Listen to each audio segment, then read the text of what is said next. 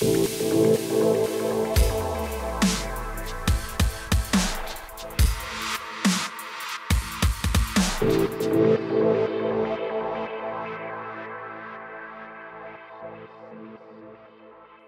everybody, my name is Bryan, and I'm really happy to be stood on this big red X on this stage because it's my first time. I'd like to talk to you today about roaming versus virtuality. I've been in telecommunications around 18 years, working for Vodafone and Telefonica. I've been through the 1G, the 2G, the 3G, the 4G, lots of different technological changes. And one thing that's really alarming me these days is just how virtual we're becoming in terms of the technology that we're using. And I'm wondering how this is going to affect travel in the future. So today we communicate in a totally different way to that which we've done before. How many times have you been in a situation where you stood with family and friends or sat down in a cafe and you've found yourself, everybody is on a mobile device? I call this the Wi-Fi cold spot, because I think it's very unsociable, isn't it? But basically, with 4G, we're going to experience a lot more of this. Because with 4G, we're going to have upload and download speeds which we desire. We're going to have video conferencing, or video telephony. We're going to have the ability to really move the kind of data speeds that we desire. And I'm wondering how this is going to affect our future. So my company did a survey, which you can see behind you. And in fact, maybe common knowledge, but our data consumption is actually doubling. Year on year, data consumption is doubling. Can you imagine the effect on the GSM network, on the Wi-Fi network, in trying to deal with this situation? And because of this, what is actually happening is that we're making less phone calls. In fact, globally, according to industry research, we're 4% decline in phone calls in the last year.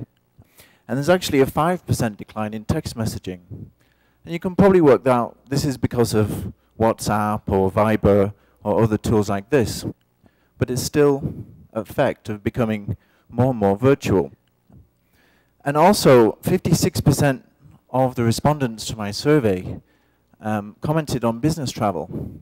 And they said, according to their companies, there's going to be a lot less business travel in the future. And this is because of conference calls, WebEx, Skype, other things like this. So we're becoming more virtual, but still, we all love to travel. I actually ended up here in Mexico because somebody showed me some very beautiful pictures of Mexico on Instagram. And I decided to come here, see it for myself, and actually, I live here now.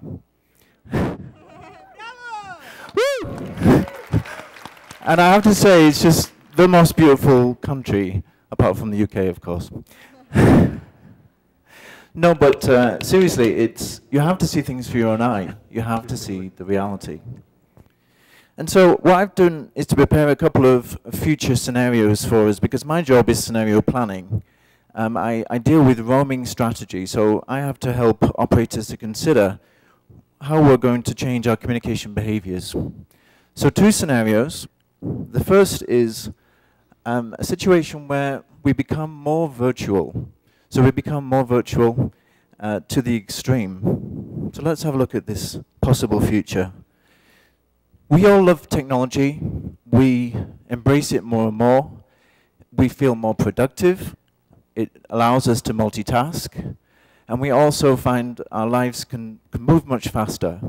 And actually, we all love to be identified with our devices. It's become part of, actually, our identity, choosing the device we like. And what happens when this kind of effect comes through is that we're actually seeing that technology is following with us. So in recent years, there's been quite an effect on travel. Travel is not getting any cheaper. Of course, because of terrorism, we have this situation with security in airports. We have fuel costs, tax increasing. So our chances of getting on a flight might be less and less. And with advances in technology, when we consider video conferencing, the opportunity to walk into another room and make a video conference instead of going through the travel process is very appealing.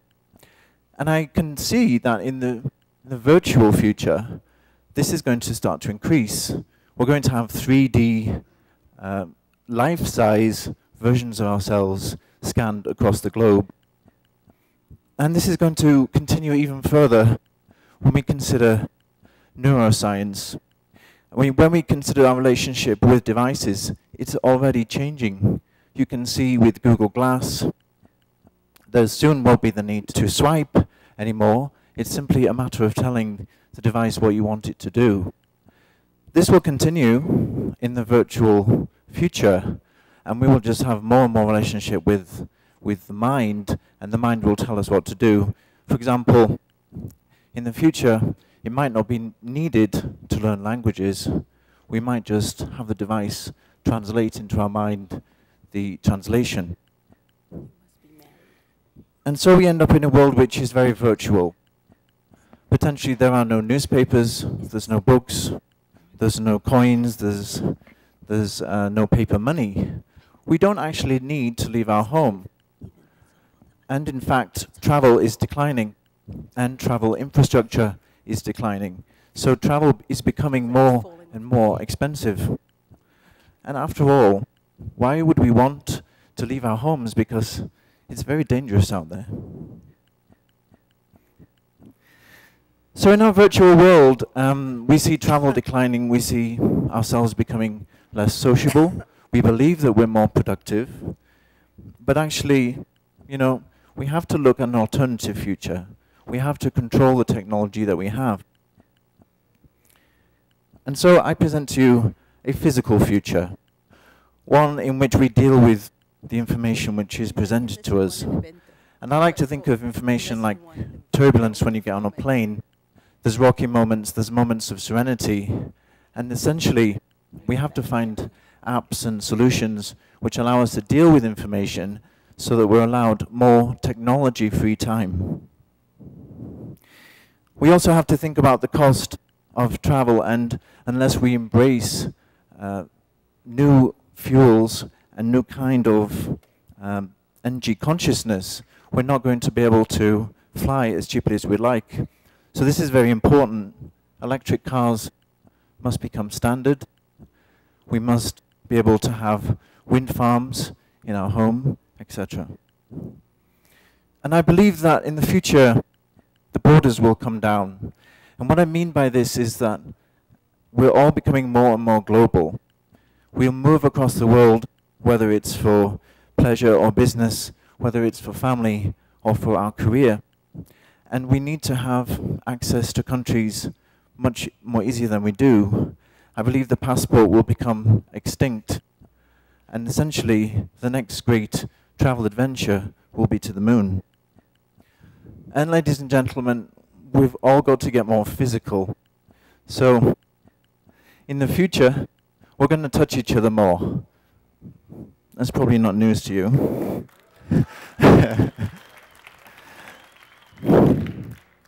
No, but I mean, I believe that actually scientists will identify that the face-to-face meeting is more productive, and that the doctors will recognize that you have to have so much face-to-face time each week. It's going to be important to your well-being. And I also believe that we're going to decelerate. We're going to travel in a different way. We're going to experience the whole journey, not only the must-sees and the must-dos. We're going to experience everything about the journey. We'll take a train, we'll take a boat, and the doctor, again, he'll be there to say to us, you have to travel, you must travel, and this may even be subsidized by healthcare.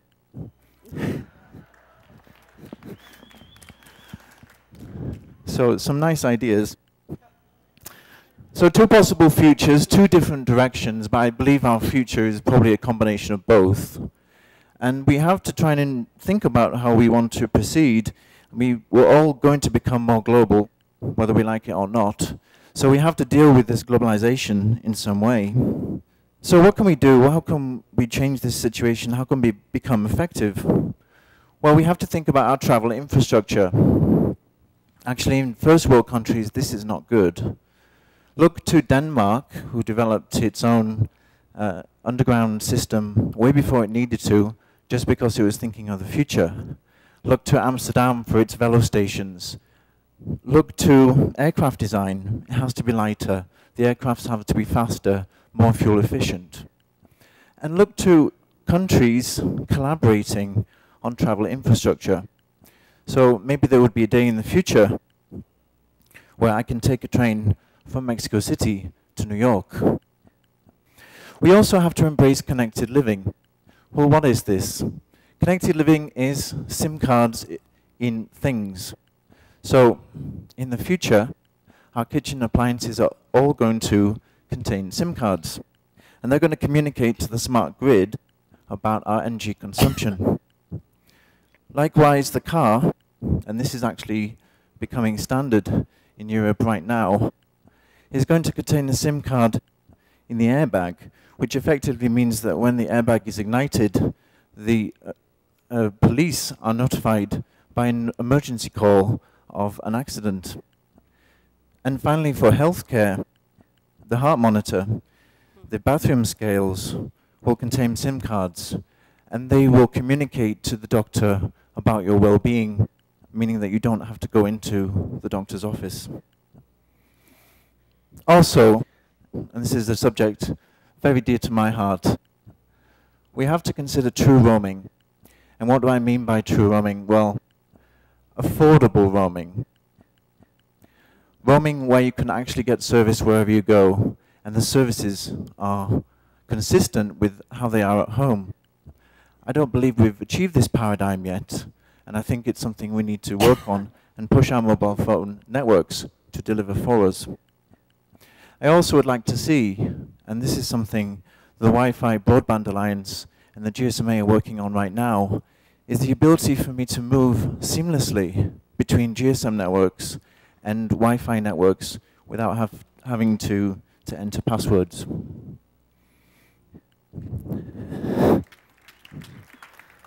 And finally, we need to consider travel design.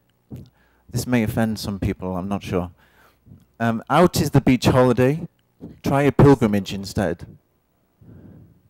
Out is the all-inclusive hotel. Look for something different. Look for something bespoke. Look for something which is unique, something pop-up. And let's get everybody the opportunity to travel. So give everybody the right to have a foreign travel experience as part of government incentive. And let's get the airline industries to subsidize this, because after all, they're going to be investing in future customers. And finally, we need to embrace the human connection. What I mean by this is that every time I choose to communicate, I'm also indirectly choosing how a person communicates with me. You can have a direction you want. You can choose how that person responds. Take a data detox. Call somebody. Go visit people. Embrace the human connection. Thank you.